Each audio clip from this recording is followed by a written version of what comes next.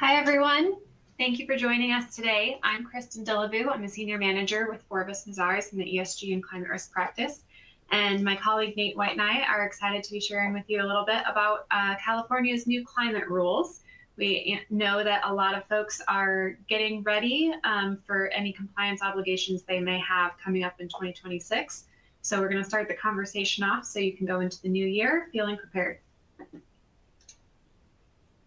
So quick overview of what we have on the agenda today. We're going to do a quick introduction to who we are, both as a firm as well as presenters. And then we will dive right into the sustainability reporting landscape. I think it's helpful to understand the overall context for sustainability reporting and how California's rules have kind of come out of that process. Then we'll do a deep dive into what California is specifically requesting, including review of the greenhouse gas reporting requirements and then the climate-related financial risk reporting requirements, since both of those are leveraging existing frameworks. Then we'll help you take that to talk about preparation activities so that as you have your 2025 outlook, you know what things you need to start tackling and build that into your timeline for the next year. And then we're going to share with you some case studies around some different engagements we've had with clients, ways to approach these types of disclosures to give you a flavor of how you might want to approach it within your own organization. So as I mentioned, I'm Kristen Dillaboo. I'm a senior manager in our ESG and climate risk practice. I'm based out of Ames, Iowa. I've been with the firm for 2 years now, and I've had a variety of experiences with clients across different industry, ranging from financial services into more manufacturing and other types of things. We help clients with all types of problems and find actually that there's a lot of crossover between those industries. So it's fun to get to be part of the group and help all types of different clients in their sustainability journeys. Prior to joining Forbes Mazars, I was leading an ESG team in industry at a biofuels company. So it's fun to get to bring that expertise here and share it with all of my clients. Nate, I'm going to pass it over to you. Awesome, Kristen. Great to be with you and good to be with all of you today. We hope this webinar is informative and meaningful and that you get a few takeaways during our hour together. Also, just highly encourage our audience to use the chat function. We welcome questions and want to make this relevant to you all. My name is Nate White. I'm a CPA by trade. I started my career in Big Four public accounting, joined Forbes Mazars about 6 years ago. My role within the firm is leading our ESG assurance practice. We focus our time on assurance readiness, AUPs, assurance to comply with California, SEC, CSRD, and other regulatory bodies. So for those of you I'm going to pop in here real quick. Nate, your audio cut out for me. So sorry about that. There we go. Am I back? You were just about I don't know what happened there. So we'll do a rewind. This is why we work well together. But anyway, Forbes Mazars formed about 6 months ago, global network of legacy firms, Forbes and Mazars. We're really proud. We've got 40,000 team members across the world, ranked as one of the top 10 large global networks. Our footprint is vast. We've got offices in about 100 countries and territories, and really have enjoyed getting to know our new colleagues throughout the world. And then for those of you, Kristen and I are based here in the US to understand a bit more about our US footprint.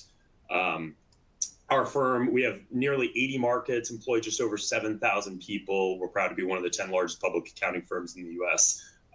I'll leave it at that. Enough about us. Kristen, can you share a bit more about maybe our specific ESG and climate risk practice?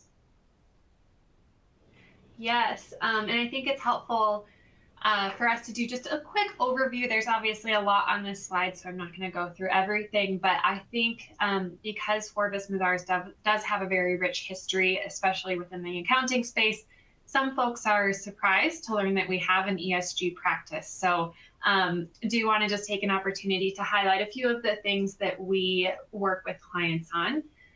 Our practice was born out of our our enterprise risk and quantitative analysis consulting practice, really through the acknowledgement that climate risk is going to be one of the most significant risks facing businesses going forward. And so that is really underlying our approach to much of our work, is helping organizations understand and address that risk for future-proofing their business. However, there are a lot of other needs beyond just that risk analysis that we help clients with. So everything from embedding ESG into their strategy and governance, ensuring that it is not simply a check the box exercise, but really ingrained in how you think about your business, as well as your data and reporting. ESG is an acknowledgement that there are other data elements besides financial data that are useful to decision makers.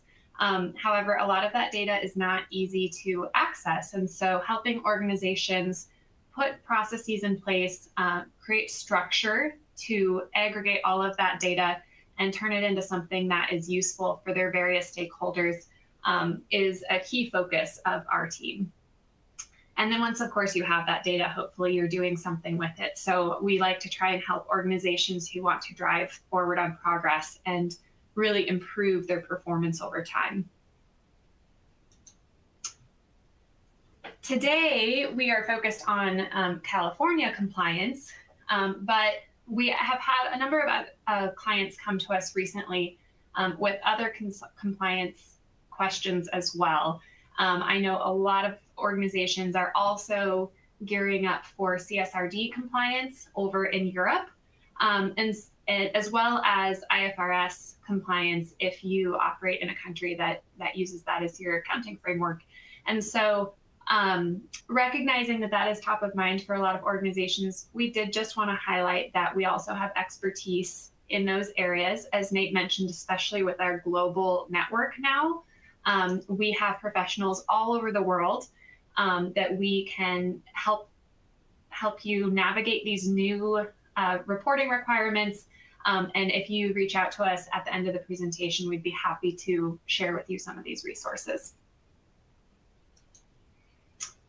All right, so with that, we're going to start with the first polling question. None of these are stumpers. We're trying to keep it easy here for you. But just curious if you have had interaction with Forvis Mazars in the past.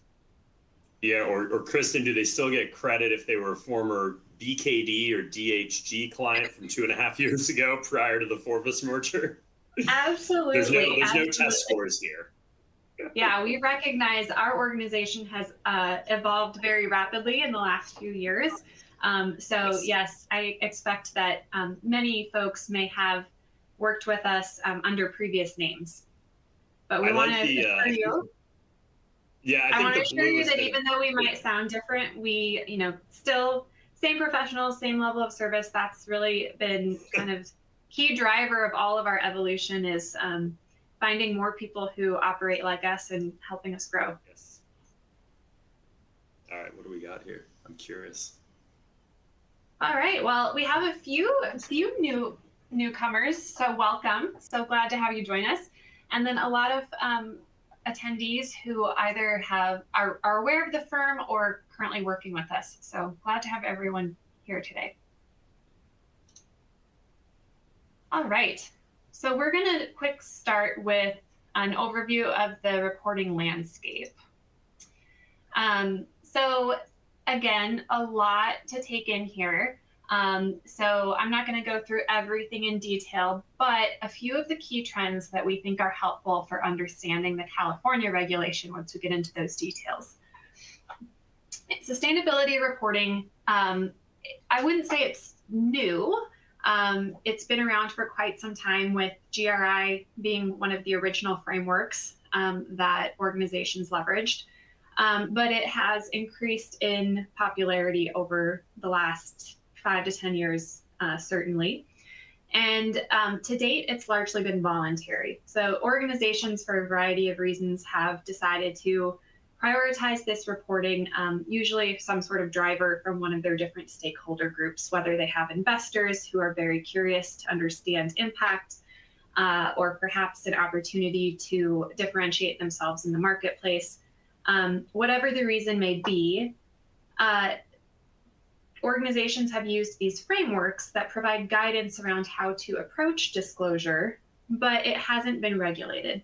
And so that has obviously created a lot of challenges, a lot of variation in information out there.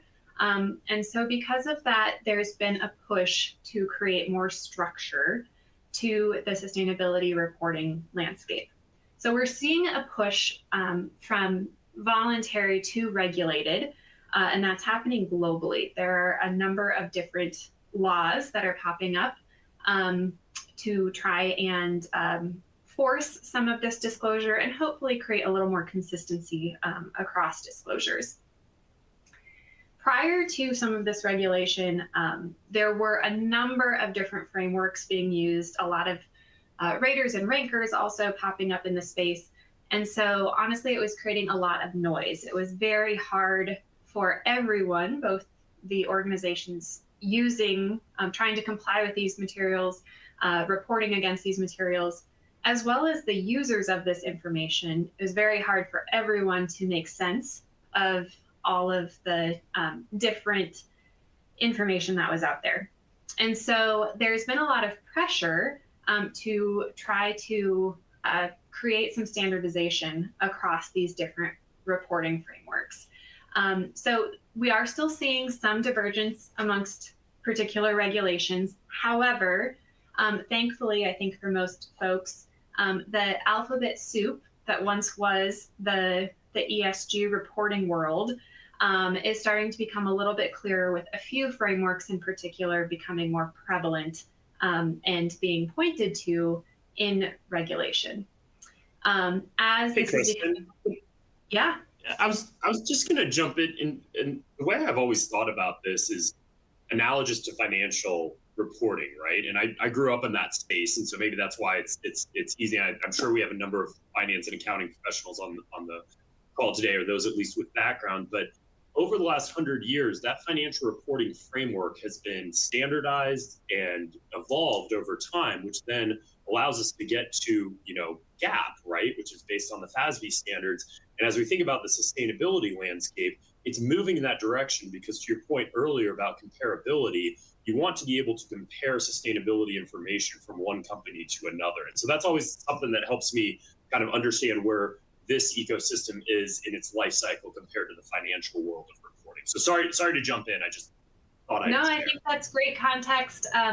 Hopefully it helps people understand maybe the direction we're heading, because I know for some, the rate of evolution is so rapid, it's maybe a little bit overwhelming, but I think the intent is to get to a good end spot. So we're just expediting that process.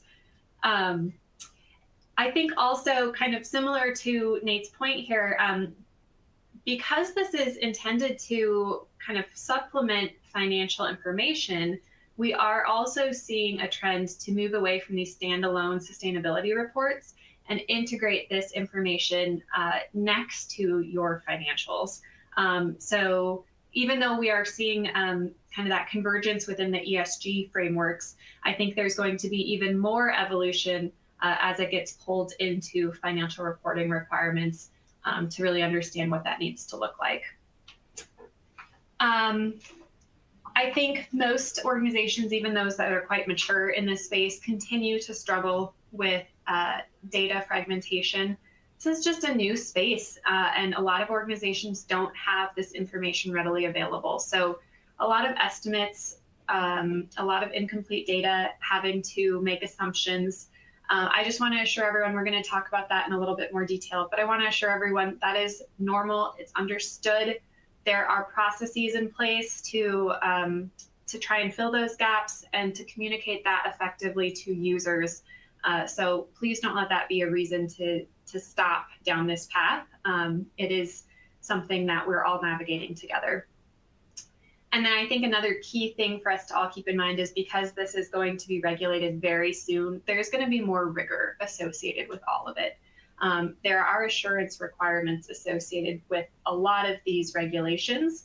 And so with that, organizations, again, even those that have been doing this for quite some time, are likely going to need to up their game just a little bit, put more process in place, more documentation, ensure proper oversight, because there will be much more scrutiny going forward.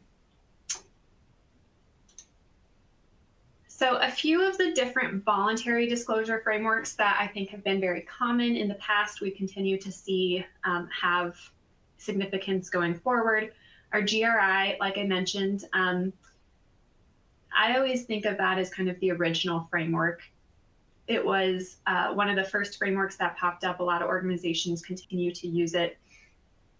The way that it approaches sustainability reporting is from a materiality perspective. And so I think it's a very useful one for organizations to understand the variety of issues that may be facing them, but still have the control around what is most impactful for understanding their business. TCFD is a really important one to get to know because it is being leveraged by a lot of different regulations, including California, as a means of structuring reporting going forward. So we're seeing that with many regulations where they actually point to the existing frameworks to help provide the necessary guidance related to compliance obligations. TNFD is specific to biodiversity, and that's a relatively new disclosure. I would say biodiversity as a topic is still one that is being developed and understood, so not as widely accepted yet, but is included in many different regulations moving forward. So I think TNFD also has a lot to offer in terms of understanding that broader environment related to biodiversity reporting. And then I think these last two are helpful to think about together. So ISSB, the Sustainability Standards Board, put out sustainability disclosure standards that would be included in IFRS reporting. As we talked about with that convergence of different frameworks, ISSB brought together a number of different frameworks and guidance, including SASB, to inform their SDS requirements. And so I think it is still relatively young.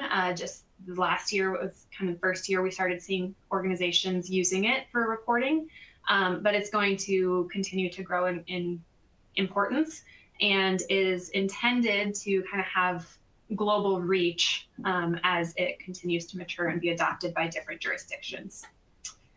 So with that backdrop of just some of the key frameworks that we're seeing, Nate's going to help translate that into requirements.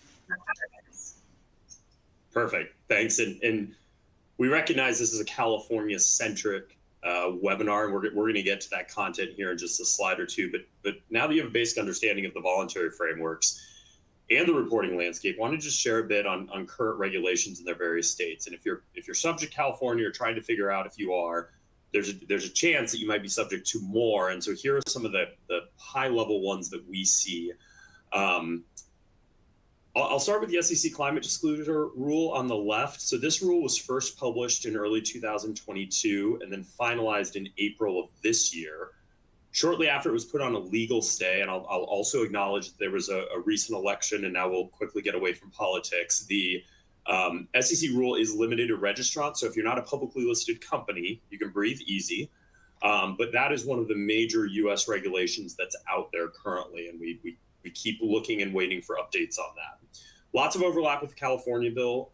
If you compare those columns, both reporting GHG emissions and have assurance requirements.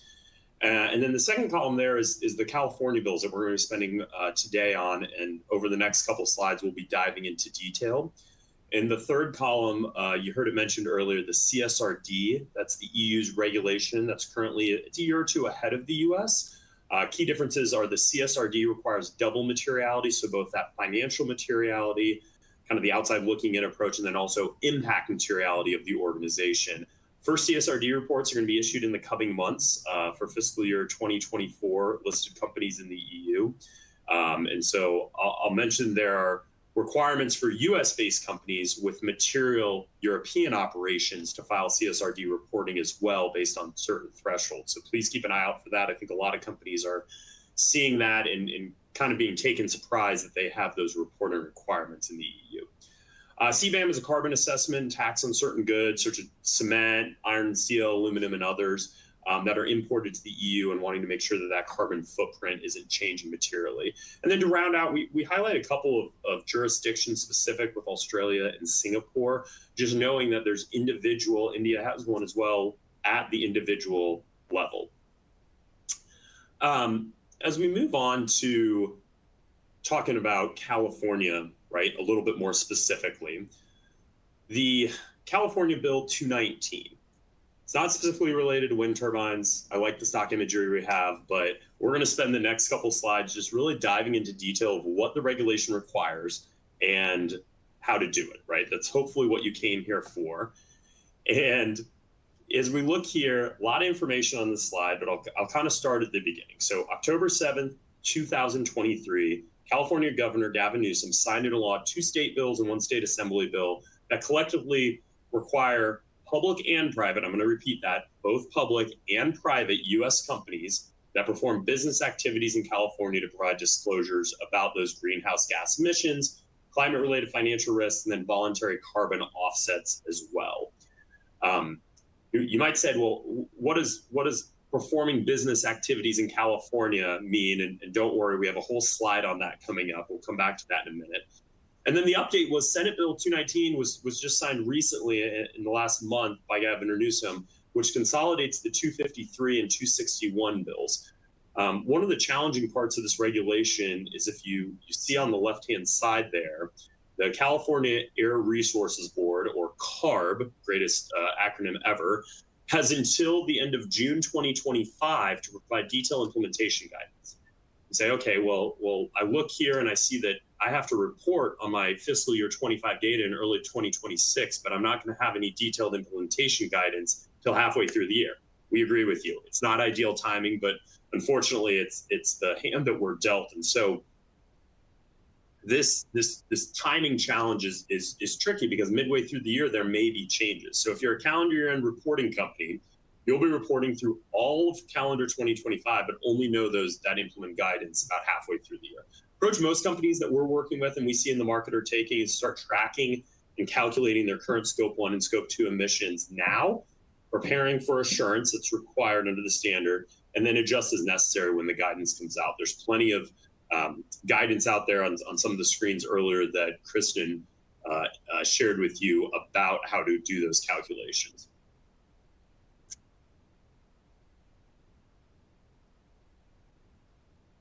Okay, doing business in California, the hot topic here. So currently, the doing business rule is not included in the rules. California Air Resources Board, CARB, is working on those regulations and will have them to us by July 1st, 2025. They may develop a unique definition according to the rule or rely on existing definitions. On the screen here, you can see that there's a handful of other currently used doing business analogies that companies are taking as proxies kind of in the near term. If you remember back to an earlier slide, these rules are expected to impact over 5,000 companies, and many of those are not headquartered in California. They might have sales offices or employees or do business. One of the definitions is participating in activity for financial gain, which is very broad. So unfortunately, we're in a little bit of wait and see. Here's what we're working off of right now, but we've discussed the rule. Let's get into a little bit specifically on what greenhouse gas accounting is, and I'm gonna pass it back over to Kristen for that. Thanks, Nate. So like Nate said, one of the challenges with this regulation is CARB has up until July 1st of the next year to provide additional implementation guidance. Companies, there was no shift in their reporting timeline. This was a hot topic over the last 6 months. In fact, the governor had proposed delaying the overall compliance timeline by several years. But the legislature pushed back and said that's not necessary because this regulation is relying on these existing frameworks that are well established. Companies should already have the important building blocks necessary to get started.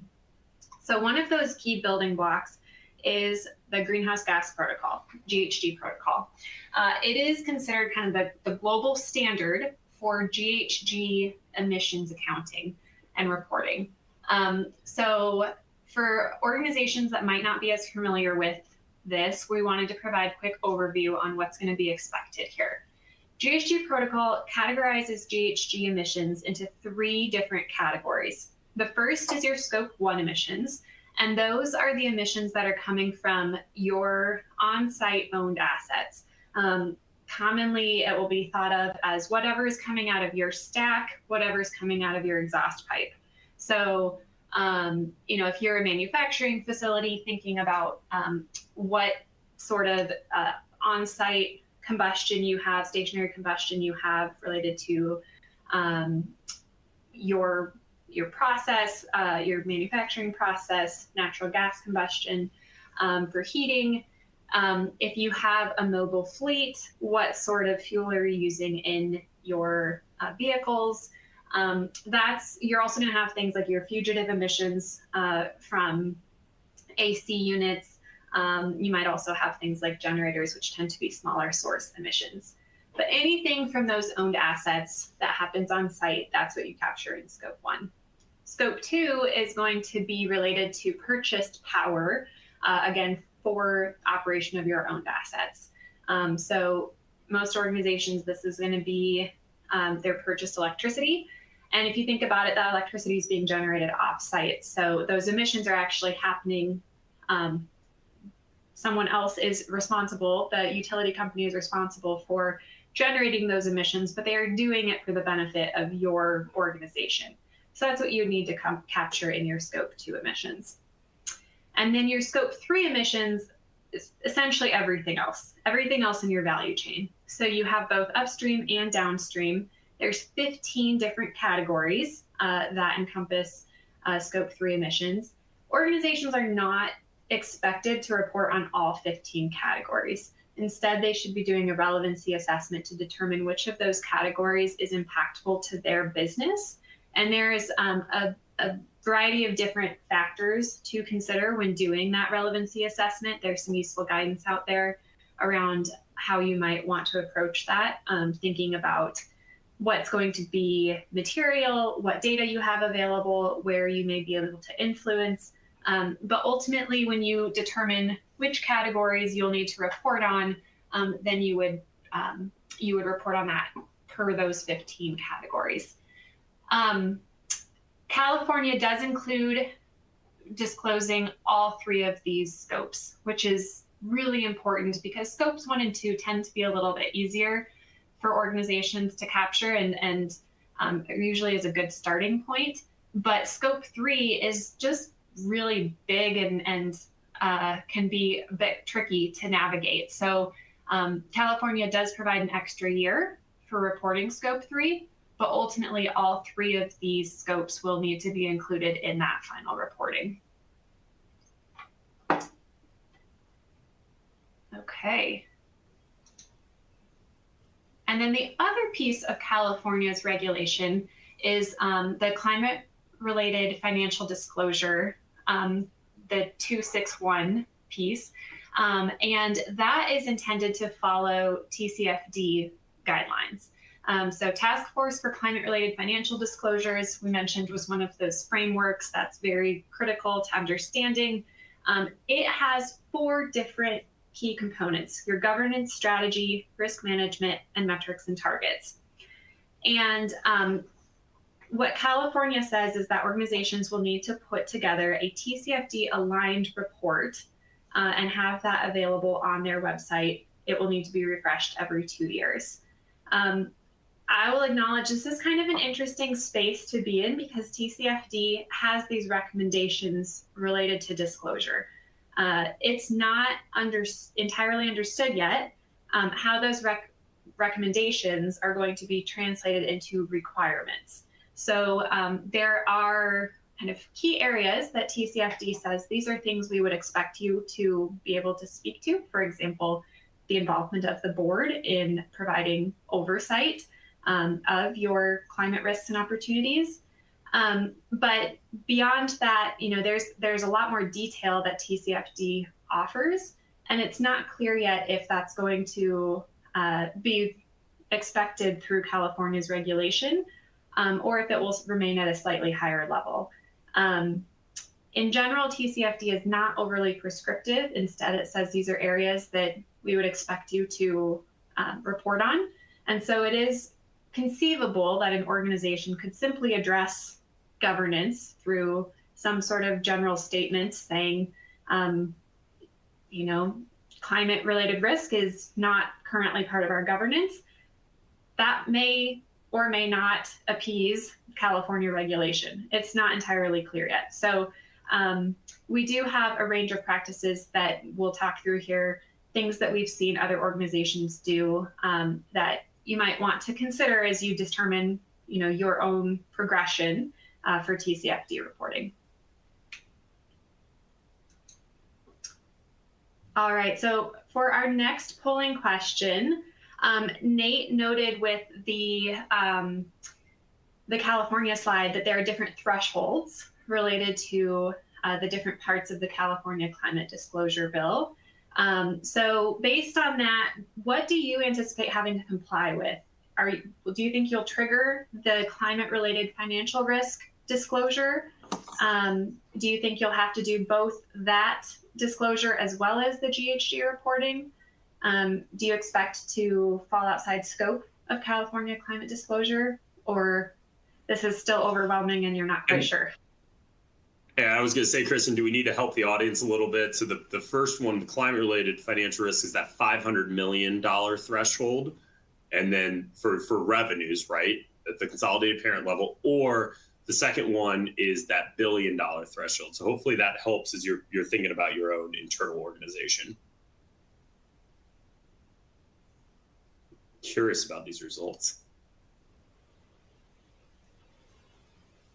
Wow, okay. So I'm seeing everyone anticipates needing to do a TCFD aligned report. No one thinks they'll need to do GHG reporting. So I'm wondering if we got some data errors in there. Yeah, I wonder if we closed our poll early or something. But if that's the case, you may not find some of these slides that applicable, but we'll just keep going. Yeah, we'll do a retrospective review on that. My expectation is that would have been more of a blend between the 4 questions. Oh, we're finding I'm seeing a lot of folks saying our poll wasn't working correctly. So apologies for that, everyone. You only had the option of selecting A, so we forced these results.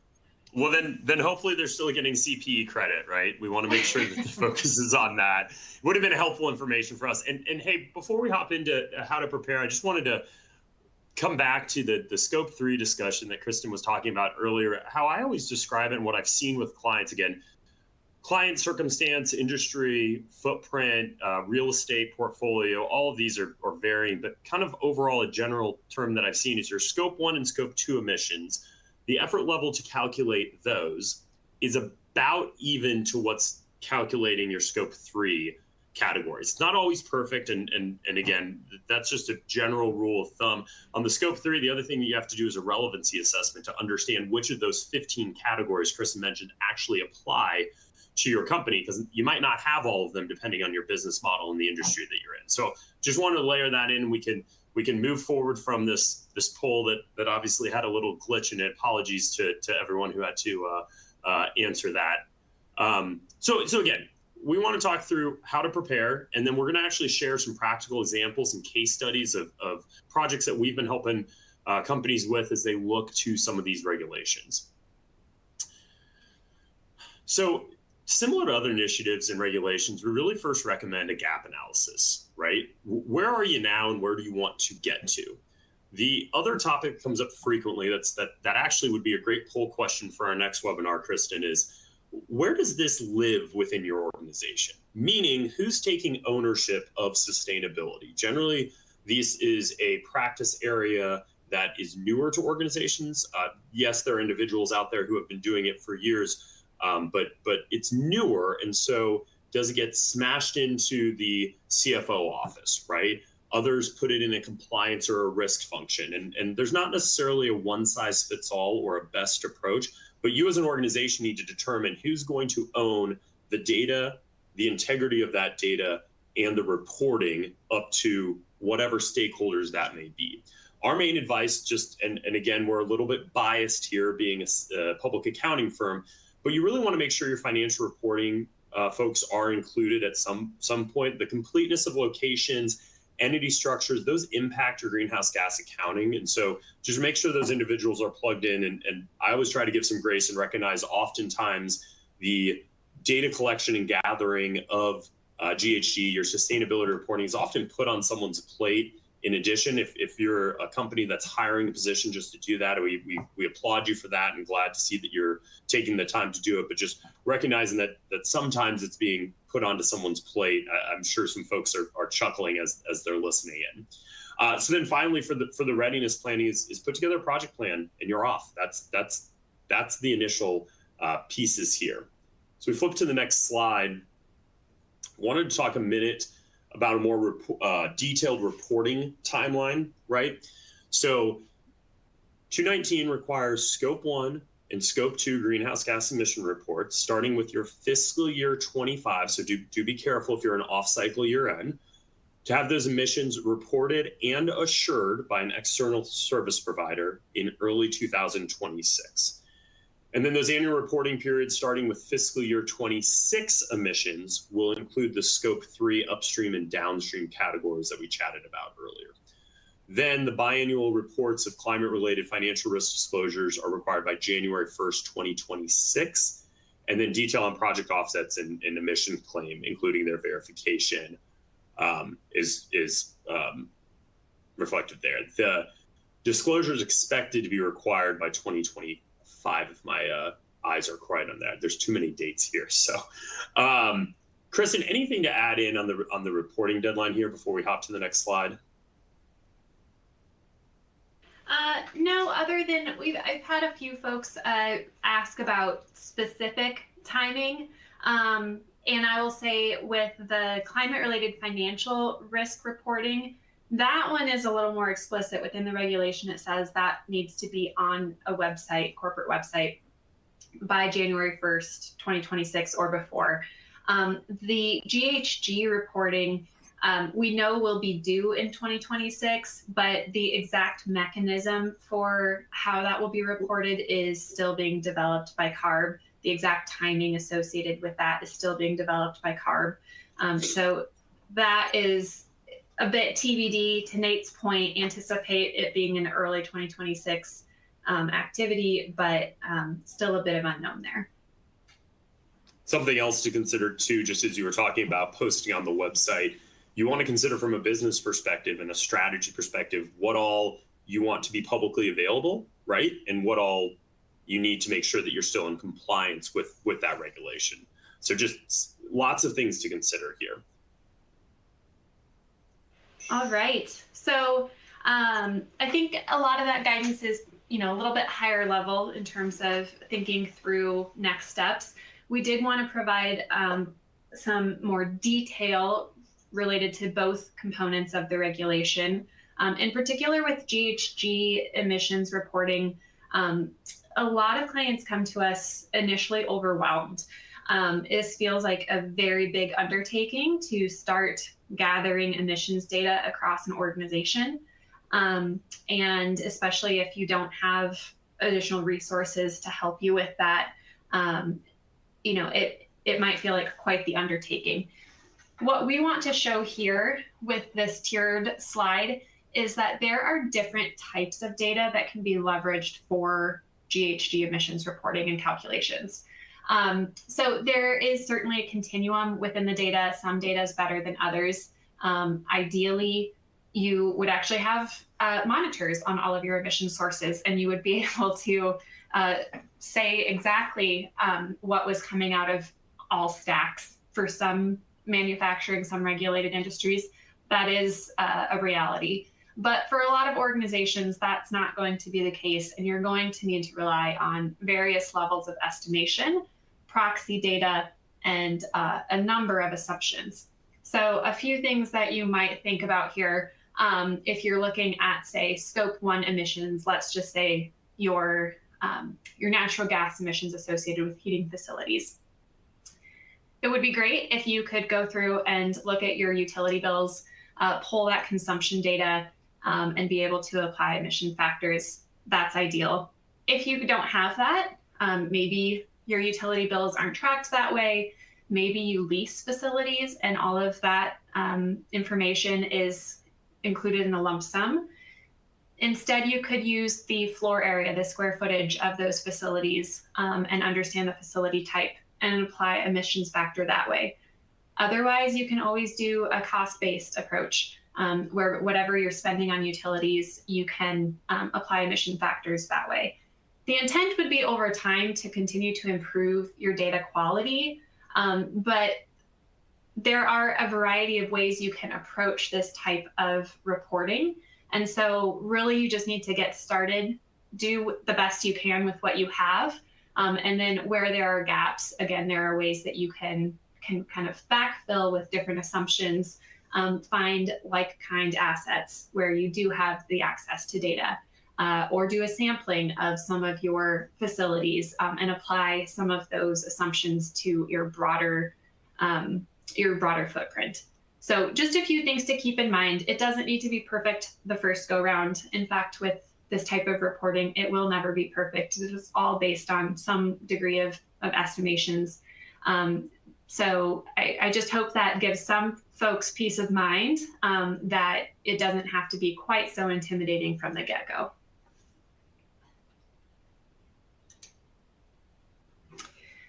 Same is true with your scope 3 categories. The only difference here is that because there are more categories, there's going to be more optionality in terms of how you approach each one of these different categories. So again, won't go through all of these in detail, but just a sampling of some of the things you could do. I think it's much more common for organizations to use a cost-based approach when doing their scope 3 estimations, working closely with their accounting team and understanding what's in their GL, pulling different accounts and applying emission factors that way. Obviously, if you want to try and improve your footprint over time, your emissions footprint over time, you're going to need to improve your data quality and work with specific vendors to understand their practices, because that's really the only way that you're going to be able to have significant impact and lower your emissions. But we recognize that that's not every organization's prerogative, especially now that this is a regulated activity. There is not a requirement for you to lower your footprint at this point. Instead, it is simply reporting. So again, important to think about what you're trying to get out of this and choose an approach that makes sense for you. Nate, anything you want to add on all of these? I know there's a lot. Scope 3, yeah, no, scope 3 just, this is simple, but scope 3 is hard, right? It's not as intuitive as scope 1 and scope 2. And so I share that more as just a cautionary tale that when you start getting into scope 3, recognize that it is a heavy lift and it's just challenging. And thankfully there's continued guidance and examples out there, but just be prepared. How about that?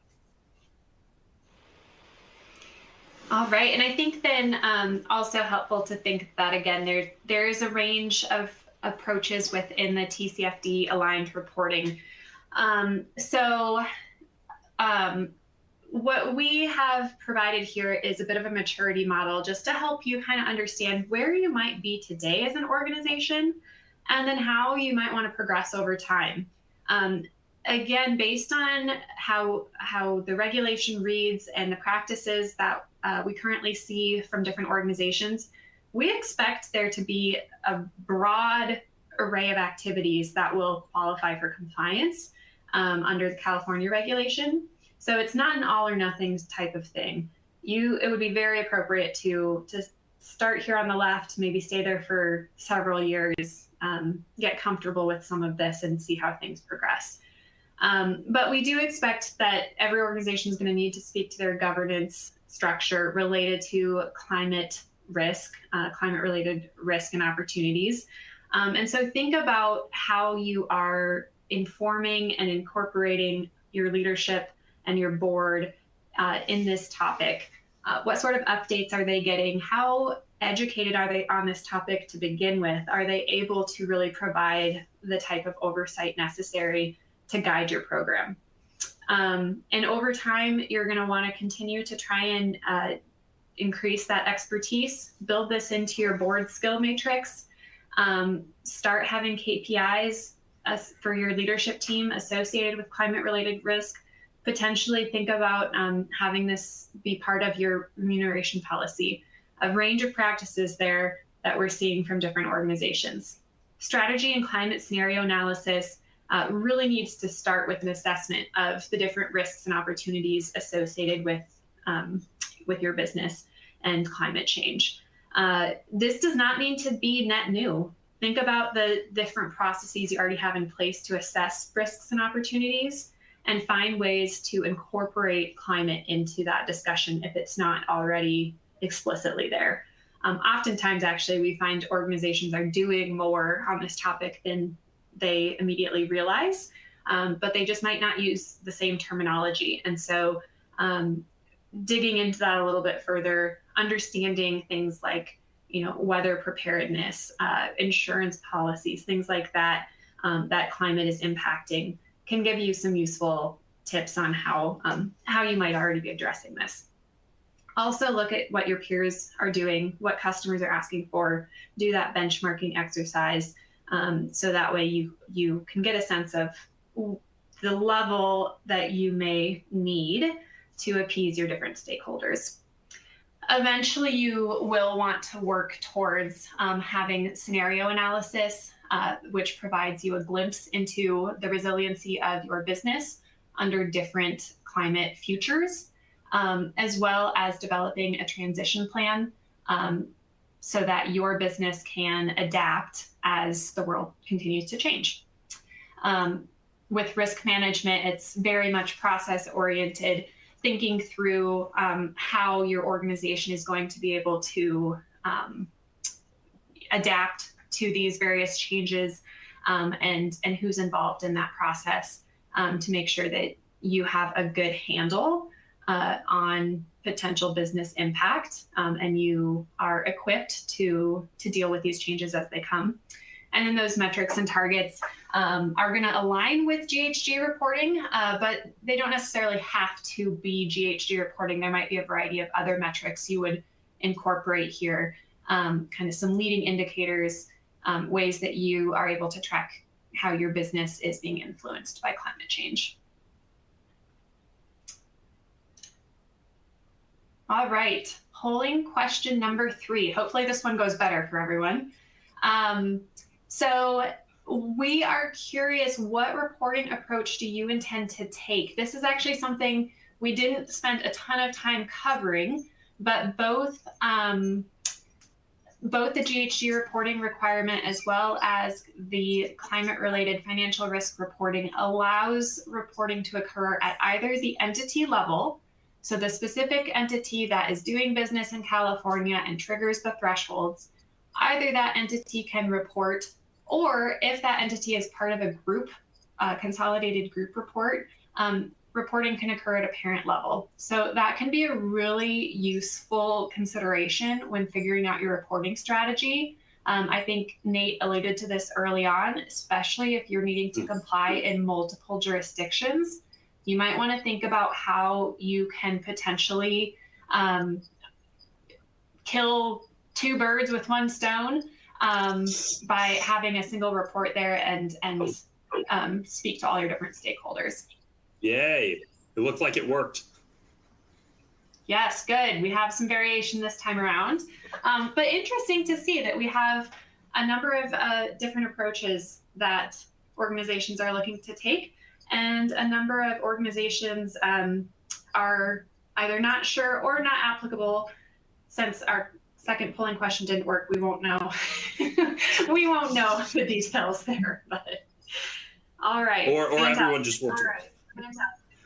All right. So I want to recognize that as we kind of move on here, that we're approaching the top of the hour. I also acknowledge that we've received a number of questions in the chat. We really apologize, but we'll follow up individually with those folks that have put a chat question in, and appreciate your interaction there with us. So why don't you just spend a minute running through 3 examples of projects that are going on that we've had a lot of fun helping companies navigate California and other similar regulations. So our first case study was a company, to Kristen's slide just a moment ago. They were far along on kind of the right-hand side. They had done a lot of their basic accounting for scopes 1, 2, and 3, and they wanted what was called an assurance readiness assessment. So they knew that assurance requirements were coming down for them, and that basically is a dry run of their ability to pass an assurance engagement. And the risk there is, if something's never gone through an audit before, will it pass, and is it worth it to spend a little bit of time up front to ensure that? So our team came in and did a dry run, completing audit procedures. We identified kind of those gaps in their data and processes. And then the result was a really robust listing of advice and actionable recommendations for them to implement. Excuse me. The company's in process of implementing those recommendations and are looking ahead to full assurance for their 2025 data in early 2026 to comply with California. So just an example of one that we've seen. I'm going to let Kristen take this next one, and then I'll finish us off. Yeah, I think this next one is a great one because this organization came to us without really any background in sustainability data or sustainability reporting. It was not part of their strategy, but they anticipated needing to comply with California's regulation. And so earlier this year, we started work with them to really map out what they had and what they would need for that future compliance. So through a number of interviews, reviewing documents, really in-depth understanding of their business, and again, helping reframe some of their current activities through the sustainability lens, we were able to put together 60 plus recommendations on how they could get prepared for California compliance. We mapped that against time, creating a roadmap for them so that they had something to execute against. And now we're continuing to work with them on working through that roadmap. So some of the things that we identified are things that they felt very comfortable being able to address themselves, but other things they're looking for a bit more support. And so again, now there's really actionable steps for them to take and feel like they're on track for that 2026 reporting timeline. All right, Nate, I'm going to let you cover the last one. Perfect. Are we up? Do I need to? There we go. Yeah. And again, just to wrap it up, this is another organization that we worked with that was very early on in their journey. They had a lot of needs from a stakeholder perspective. They were getting questions about regulations and competitors and customer inquiries. And we essentially did what was analogous to an ESG starter kit, taking the companies through the initial stages of compliance, and that roadmap resulted in kind of their project plan moving forward. So this was more of a housekeeping of where are we at right now, where do we need to get to, and a really early on journey, which then allowed management to make decisions about where they wanted to spend their time and resources on a go-forward basis. With that kind of wraps up our case studies. Wanted to give you all a taste of what other companies may be doing. I think we have one last polling question here, talking about how prepared are you to meet your compliance obligations? And if everyone answers A, that you're very prepared and we are not worried, we will give you lots of applause. And again, I know some folks may be on the call today that are not applicable to this, but might be joining an organization or might be growing that these would come into play down the line. So again, appreciate your time joining us today. And as we wrap up this polling question here, we'll finish up our time together. Any final thoughts, Kristen, as the polling questions come in? No, other than I'm seeing it looks like we had another error in our polling. Answer whatever the poll will let you click so that you can get your credit. Apologies for all of the confusion on that this time around. That's not typically a challenge, so I'm not sure what happened there. But to Nate's point, we're really glad you joined us. We have always acknowledged that sustainability is a journey, and I think that now that it's becoming a regulated space, it's forcing the destination for a few folks. So I know that these are uncharted times for many, but you know, I hope that this provides a little bit of insight in what's expected and also gives you some comfort that it doesn't have to be as painful as it may seem. So we hope that you found this useful, and please reach out to us if you have any questions. We'd be happy to talk through it further. Yeah, well said, Kristen. This is a really interesting and evolving space, and I always try both with our teams and our clients to provide a lot of grace, recognizing that we're learning a new thing early on. So thank you for your time. We hope you have a great rest of your day and appreciate you joining today.